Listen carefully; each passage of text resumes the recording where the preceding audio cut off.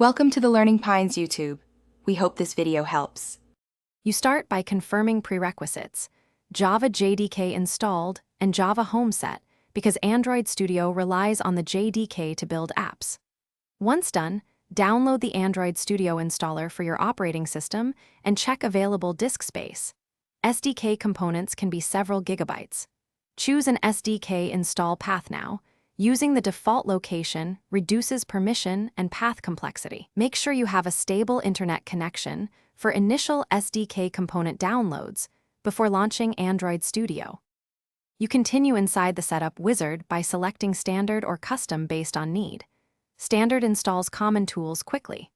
After Studio launches, open SDK Manager to install platform SDKs, SDK tools, SDK platform tools, SDK build tools, and any emulator system images you need. Make sure to choose the Android API levels your projects target and accept all licenses when prompted so command line tools work. Once the downloads finish, verify the SDK location in Settings to ensure external tools reference. You finish by verifying installation.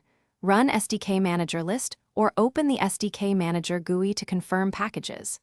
Next, add the Platform Tools folder to your path so a DB and fastboot work from any terminal. This makes builds and device actions seamless.